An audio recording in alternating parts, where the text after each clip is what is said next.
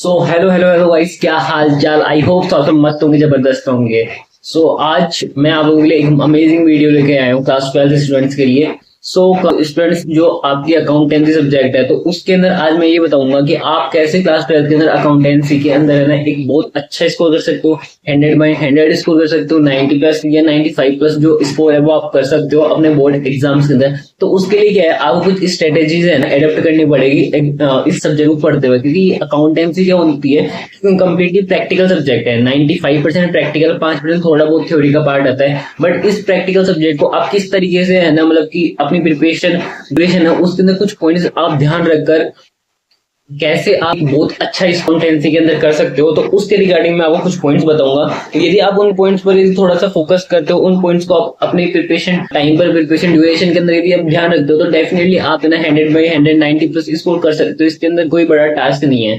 तो आज अपन ये डिस्कस करेंगे। तो सबसे पहला क्वेश्चन तो बहुत सारे स्टूडेंट के माइंड के अंदर ये आता है कि भैया अकाउंटेंसी है तो उसके अंदर हम क्या 100/100 स्कोर कर सकते हैं क्लास 12 सीबीएसई बोर्ड के अंदर। तो इसका आंसर है यस। ठीक है, इसका क्या आंसर है? यस। तो आप आराम से बहुत अच्छा स्कोर कर सकते हो, बहुत अच्छा स्कोर कर सकते हो, और 100/100 भी स्कोर कर सकते हो अकाउंटेंसी के अंदर क्लास 12 सीबीएसई बोर्ड के अंदर। ठीक है, अब कौन कौन से हमें पॉइंट्स ध्यान रखने चाहिए अकाउंटेंसी पढ़ते वक्त या प्रिपरेशन ड्यूरेशन के अंदर, जिससे कि हम है ना बहुत अच्छा या 100/100 स्कोर करें। तो उसके तरफ अपन चलते हैं। ठीक है,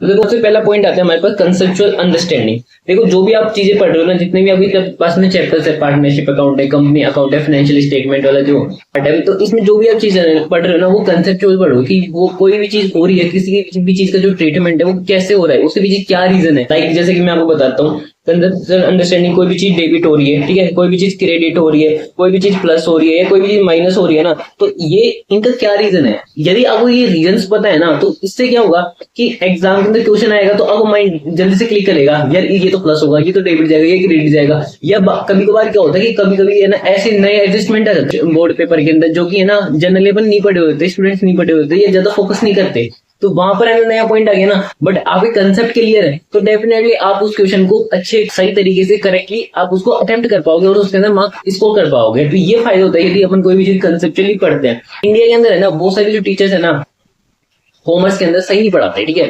10% जो टीचर है उनकी मैं बात नहीं कर रहा, वो बहुत अच्छा पढ़ा रहे हैं और स्टूडेंट को भी पता है। बट बहुत सारे टीचर्स होते हैं ना वो थोड़ा स्टूडेंट के अंदर रटवाने पे फोकस करता है, अकाउंट्स को भी, जबकि अकाउंट्स क्या है, प्रैक्टिकल सब्जेक्ट है, पर रटवाने पे फोकस करते हैं, है ना। प्रैक्टिकल सब्जेक्ट है फिर भी रटवाने का फोकस करते हैं। जैसे कि मैं आपको एग्जांपल देता हूँ, मेरी टीचर थी, ठीक है, तो वो मेरे को पता है क्या बोलती थी कि कैश फ्लो स्टेटमेंट एक चैप्टर है आपकी क्लास 12 के अंदर, ठीक है, आप लोगों ने पढ़ लिया होगा या आप है ना कुछ टाइम के बाद में पढ़ोगे, तो उसके अंदर क्या होता है, उसमें फॉर्मेट होता है। तो वो मेरे को बोलती थी कि अंकित, जैसे कि एक स्टेट, जैसे एक एग्जाम्पल, जैसे मैं आपको एक एग्जांपल देता हूँ कि असेट है, तो उस असेट को आप क्या कर रहे हो, प्रॉफिट पे सेल कर रहे हो। ठीक है, प्रॉफिट पे सेल कर रहे हो, तो ये क्या होगा, ये ऑपरेटिंग एक्टिविटी होती थी, ऑपरेटिंग एक्टिविटी होती है। तो उस ऑपरेटिंग एक्टिविटी के अंदर क्या होता है, ये जो प्रॉफिट होता है ना, प्रॉफिट ये क्या होता है, माइनस हो जाता है।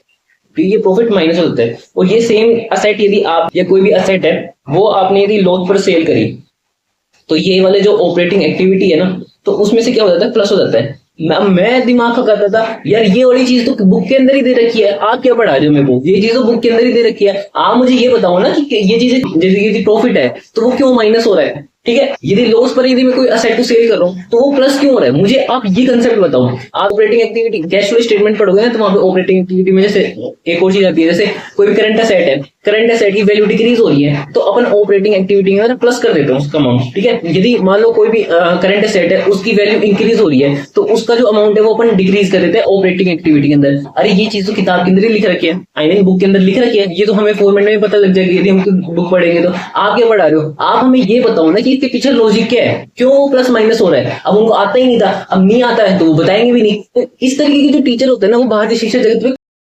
यदि वो हर चीज का कंसेप्ट नहीं दे पा रहे, तो देखो क्लास 11 और 12 के अंदर क्या होता है कि आप हर जो टीचर होता है ना वो हर एक चीज का लॉजिक या कंसेप्ट बता नहीं सकता, हर चीज के पीछे का लॉजिक नहीं बता सकता। ठीक है, ये मैं भी मानता हूँ, मैं पढ़ाता हूँ, बट किसी बहुत सारी जो चीजें हैं उनका वैलिड रीजन होता है, वैलिड लॉजिक होता है, वो तो स्टूडेंट को बताना चाहिए ना। यदि वो नहीं बताओगे तो कैसे स्टूडेंट कंसेप्ट क्लियर हो, कैसे उनका लॉजिक क्लियर होगा, वो तो फिर आप रटवा रहे हो। वो तो स्टूडेंट खुद किताब पढ़ के कर लेगा, किताब के अंदर तो पूरा फॉर्मेट दे ही रखा है कि क्या चीजें प्लस होगी, क्या माइनस होगा, किधर डेबिट है, किधर क्रेडिट है, वो तो स्टूडेंट खुद ही पढ़ लेगा। आप ये पढ़ा रहे हो तो ये डिसाइड कर लेना आप जिस भी टीचर से पढ़ रहे हो वो आपको सही पढ़ा रहा है या नहीं पढ़ा रहा है। ये वेरी वेरी इंपॉर्टेंट चीज है, तो इस चीज पर आप फोकस करना। मैं किसी भी पर्टिकुलर टीचर अभी टारगेट नहीं कर रहा हूँ, बट आपको मैं बताना चाह रहा हूँ आप यदि चीजें पढ़ रहे हो ना, कोई भी चीजें, तो आपके ना कंसेप्ट अंडरस्टैंडिंग होनी चाहिए, और आपको जो टीचर्स हैं वो आपको कंसेप्चुअल अंडरस्टैंडिंग के साथ में कोई भी चीज पढ़ा रहे हैं, तो वो चीज वहां से आप पढ़ रहे हो तो आपको बेनिफिट रहेगा। फ्यूचर में भी आपको बहुत सारा बेनिफिट मिलेगा इस चीज का, कि आपने जो भी पढ़ा है उसका आपके पास में कंसेप्ट है, आपके पास में उस चीज का लॉजिक है, पता है, तो ये आपके पास हेल्प करेगा। ठीक है, तो सबसे पहले पॉइंट आ जाता है कि आपको अकाउंट्स के अंदर जो भी चीजें आप पढ़ोगे उसके पास वो आप कंसेप्चुअल अंडरस्टैंडिंग के साथ पढ़ना। ठीक है, उसके आगे हर टॉपिक के आगे पास में कंसेप्चुअल अंडरस्टैंडिंग होनी चाहिए। ठीक है, नेक्स्ट पॉइंट आता है मोर एंड मोर एडजस्टमेंट। ठीक है, मोर एंड मोर एडजस्टमेंट, इसमें क्या होता है कि आप है ना ज्यादा से ज्यादा एडजस्टमेंट की प्रैक्टिस करो।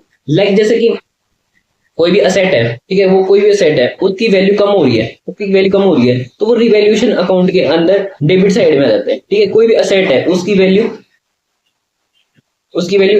इंक्रीज हो रही है तो वो क्रेडिट साइड में आ जाता है। तो यदि आप मतलब जितने भी एडजस्टमेंट दे रखे होते हैं वो उनकी आप ज्यादा से ज्यादा प्रैक्टिस करोगे ना तो आपके एडजस्टमेंट गलत नहीं होंगे, और जो कंप्लीट जो क्वेश्चन होता है वो भी आपका गलत नहीं होएगा। लाइक जैसे कि पार्टनरशिप, जैसे रिटायरमेंट वाला चैप्टर आपके, ठीक है, उसमें एक पॉइंट आता है कि कुछ हमें ना कैश बैलेंस मेंटेन करना पड़ता है, तो उसका एक अलग एडजस्टमेंट है, उसका ट्रीटमेंट थोड़ा अलग तरीके से होता है, तो वो आपको पता होना चाहिए। ठीक है, कैश फ्लो स्टेटमेंट है, उसके अंदर आपको जैसे नेट प्रॉफिट निकालते हो, ऑपरेटिंग एक्टिविटी जहां से स्टार्ट होती है, तो उससे पहले कि आपके पास में कुछ स्टेटमेंट होते हैं जहाँ पे ट्रांसफर ऑफ रिजर्व से प्लस माइनस करते हो। ठीक है, प्रोविजन ऑफ टैक्स देखते हो, तो ये सारे आपको यदि है ना, आप यदि ज्यादा से ज्यादा एडजस्टमेंट की प्रैक्टिस करते हैं ना तो आपका एडजस्टमेंट सही होगा ना तो आपका ओवरऑल क्वेश्चन है ना वो अच्छा सही हो जाएगा। तो इसलिए क्या करना है, आपको जितने भी ज्यादा एडजस्टमेंट की आप प्रैक्टिस कर सको उतनी ज्यादा एडजस्टमेंट की प्रैक्टिस करना। ठीक है, उसके बाद में नेक्स्ट पॉइंट आता है हमारे पास में, don't ignore the theory part. देखो accounts no doubt practical subject है, ठीक है, बट इसके अंदर ना कहीं कहीं पे है ना थ्योरी पार्ट भी दे रखे हैं। लाइक जैसे कि है ना शेयर एंड डिवेंचर वाला जो चैप्टर है अपना, ठीक है, उसकी दे रखी है, ठीक है, वहां पे थ्योरी दे रखी है। पार्टनरशिप अकाउंट है वहां पर भी थ्योरी दे रखी है। ठीक है, लाइक पार्टनरशिप अकाउंट में थ्योरी दे रखी है, जैसे कि पार्टनरशिप ड्यूड साइलेंट है या बनाई नहीं, तो वहां पे कौन कौन से प्रोविजन एप्लीकेबल होंगे पार्टनरशिप एक्ट के थ्रू। ठीक है, और जो एनालिसिस ऑफ फाइनेंशियल स्टेटमेंट है वहां पे 2-3 चैप्टर आपके पास में है ही। ठीक है, हेडिंग सब हेडिंग वाले बैलेंस शीट के अंदर, तो इस तरीके से जो भी थ्योरी पार्ट है वो भी आप अच्छे से करना। ठीक है, कंसेप्चुअल अंडरस्टैंडिंग बनी रहेगी, बहुत सारे अच्छे अच्छे पॉइंट है आगे आपको काम आएंगे, और पेपर के अंदर भी यदि थ्योरी पार्ट से क्वेश्चन आते हैं तो आप डेफिनेटली उसको अटेम्प्ट करने के लिए एबल रह पाओगे। ठीक है, और जो शेयर एंड डिवेंचर वाली थ्योरी है वो चैप्टर वाइज और कंबाइंडली भी मैंने ना मेरे यूट्यूब चैनल पर अपलोड करा कि आप जब भी आपको लगे कि हाँ मुझे पढ़ने की नीड है थ्योरी, तो आप इन चैप्टर्स की थ्योरी आराम से मेरे चैनल पे पढ़ सकते हो। बहुत अच्छा, मैंने एक बहुत शानदार रिवीजन करा रखा है, तो आप उसको अच्छे से पढ़ना, आपके सारे कंसेप्ट क्लियर हो जाएंगे और आपको मजा आ जाएगा पढ़ने। ठीक है, तो आप इस तरीके से जो थ्योरी पार्ट है उसको इग्नोर मत करना, थ्योरी पार्ट को भी आराम से पढ़ना। ठीक है, नेक्स्ट पॉइंट आता है आपके पास में, जो आप जितने भी अकाउंट्स के अंदर क्या आपने देखोगे कि आपके पास में ज्यादातर फॉर्मेट मिलेंगे या स्टेटमेंट मिलेंगे, तो उनका जो फॉर्मेट होता है ना वो याद कर लेना। ठीक है, जो भी अकाउंट्स है उनके, तो इससे क्या होता है कि आपके पास में जब कोई एडजस्टमेंट आएगा ना तो आपको ऑटोमेटिक दिमाग में क्लिक हो जाएगा, यार ये तो प्लस होगा, ये माइनस होगा, ये डेबिट होगा, ये क्रेडिट होगा। ठीक है, लाइक जैसे कि आप कोई भी रिवैल्यूएशन अकाउंट पढ़ रहे हो, ठीक है, रियलाइजेशन अकाउंट पढ़ रहे हो, तो क्या क्या चीजें डेबिट होती है, क्या चीजें क्रेडिट होती है। ठीक है, कोई भी स्टेटमेंट है जैसे कैश फ्लो स्टेटमेंट है, तो वो कौन सी चीज है वो प्लस होगी, कौन सी चीज माइनस होंगे। तो यदि आपको किसी भी स्टेटमेंट का या अकाउंट की भी आपके पास में क्या फॉर्मेट यदि याद है ना, तो आप क्या एडजस्टमेंट को जल्दी कोई के लिए ना क्या कर सकते हो, सोल्व कर सकते हो, कोई के लिए उसका जो आंसर है वो आप कैलकुलेट कर सकते हो। तो इस तरीके से आप है ना सब इस पे भी ध्यान देना कि जो भी आपके जो अकाउंट्स है और जो स्टेटमेंट्स हैं उनकी जो फॉर्मेट है उनको भी आप लर्न कर लेना। ठीक है, नेक्स्ट पॉइंट आता है हमारे पास में कि अकाउंट्स के अंदर आपके पास फॉर्मूलाज बहुत सारे आते हैं। ठीक है, अकाउंट्स के अंदर फॉर्मूलाज बहुत सारे हैं, लाइक जैसे कि मैं बताता हूँ, जैसे ऑपरेटिंग एक्सपेंसेस होता है, ऑपरेटिंग एक्सपेंसेस रेशियो। ठीक है, इसका फॉर्मूला क्या होता है हमारे पास में, इसका फॉर्मूला क्या होता है, operating expenses upon sale multiply में 100। ठीक है, और भी बहुत सारे फॉर्मूले हैं, जैसे कि आपके पास ऑपरेटिंग रेशियो आ गया, ये दोनों अलग अलग होते हैं। ठीक है, ऑपरेटिंग रेशियो, इसका फॉर्मूला क्या होता है, COGS प्लस में ऑपरेटिंग एक्सपेंसेस अपॉन में सेल मल्टीप्लाई में 100। ठीक है, और बहुत सारे फॉर्मूले हो जाते हैं, जैसे सुपर प्रॉफिट वाला फॉर्मूला हो गया। ठीक है, और कौन से फॉर्मूला हो गया, एवरेज प्रॉफिट का फॉर्मूला हो गया। ठीक है, इनका कैपिटलाइजेशन वाले फॉर्मूले हो गए, और जैसे कोई कोई का सेट होता है, वो कोई का सेट अपन कैसे कैलकुलेट करते हैं, करंट असेट होता है, उसके अंदर से अपन स्टॉक माइनस कर देते हैं, और क्या माइनस करते हैं, प्रीपेड एक्सपेंसेस माइनस कर देते हैं यदि दे रखे होते हैं तो। ठीक है, तो इस तरीके जितने भी फॉर्मूले ना उन सबको आप याद करो, और उन उसके बाद में उनकी एक फॉर्मूला शीट बना लो। उससे क्या होगा ना, यदि आप फॉर्मूला शीट बना लोगे ना, तो उससे क्या होगा कि एग्जाम टाइम पे आपके पास सारे फॉर्मूले 2-3 पेज के अंदर होंगे, तो आपको बार बार है ना हर जगह के मतलब हर चैप्टर वाइज है ना आपको फॉर्मूले नहीं देखने पड़ेंगे। आपके पास में जितने भी अकाउंट्स के फॉर्मूले क्लास 12 के वो सारे आपके पास एक जगह होंगे। तो लास्ट टाइम पर जब एग्जाम के जो 2-3 दिन होते हैं वहां पर आप जब रिवाइज करोगे ना सारे फॉर्मूले, तो आपको एक ही जगह मिल जाएंगे। तो आप याद करके एक फॉर्मूला शीट बना लेना 2-3 पेज के अंदर, तो आपको ये इजी रहेगा एग्जाम प्रिपरेशन के अंदर। और जब आपके लिए क्लास टेस्ट है, हाफ ईयरली वगैरह जो भी है, उसके अंदर आपको हेल्प मिल जाएगी। ठीक है, लास्ट अपने पास पॉइंट आता है कि आप जो भी क्वेश्चन सोल्व करो ना उसको टाइम बाउंडेडली सोल्व करना। लाइक जैसे कि आप कोई भी क्वेश्चन सोल्व कर रहे हो, जैसे कैश फ्लो स्टेटमेंट सोल्व कर रहे हो, तो उसके अंदर आपको लग रहा है कि छोटा क्वेश्चन है तो 5 मिनट दे दीजिए, 6 मिनट दे दीजिए, कोई बड़ा क्वेश्चन है तो 10-15 मिनट दे दीजिए। तो इस तरीके से आप कोई भी क्वेश्चन सोल्व करो उसको टाइमर लगाओ और टाइमिंग के साथ में करो। और स्टार्टिंग में यदि आप है ना जो टाइमिंग रिक्वायरमेंट है उससे ज्यादा भी टाइम ले रहे हो तो भी कोई दिक्कत वाली बात नहीं है। यदि आप प्रैक्टिस करते रहोगे ना इस तरीके से कि टाइमिंग के साथ में यदि आप कोई क्वेश्चन सोल्व कर रहे हो,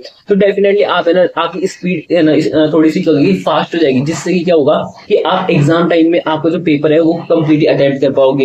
आपका जो पेपर है वो रह नहीं जाएगा, मतलब कोई क्वेश्चन है वो छूट नहीं जाएगा कि यार ये तो मेरे टाइम के कारण मेरे पास में टाइम कम पड़ गया। क्योंकि बहुत बार है ना ये प्रॉब्लम सामने आती है कि स्टूडेंट बहुत सारे स्टूडेंट्स क्या होता है एग्जाम टाइम में उनका है ना पेपर हो नहीं पाता कंप्लीटली। तो ये वाली प्रॉब्लम्स आप इस प्रॉब्लम से आप बच पाओ, इसलिए मैंने ये पॉइंट इंक्लूड करा कि आप जो भी क्वेश्चन सोल्व करो वो कैसा होना चाहिए, उसके अंदर आप टाइम इंक्लूड करो। और उसको जैसे छोटा क्वेश्चन है तो 5 मिनट में सोल्व होना चाहिए, बड़ा थोड़ा मीडियम क्वेश्चन है तो 8 मिनट में, या बड़ा क्वेश्चन है 10-12 मिनट में। तो इस तरीके से आप यदि क्वेश्चन सोल्व करते हो तो आपकी स्पीड थोड़ी फास्ट होती है। तो यदि आप ये सारे पॉइंट है ना अच्छे से करते हो तो डेफिनेटली आप अकाउंट के अंदर 100/100 स्कोर करोगे, अच्छा स्कोर करोगे, 90+, 95+ स्कोर करोगे। एक बार मैं दोबारा ये सारे पॉइंट्स बता देता हूँ जिससे कि आपको और अंडरस्टैंडिंग मिल जाए।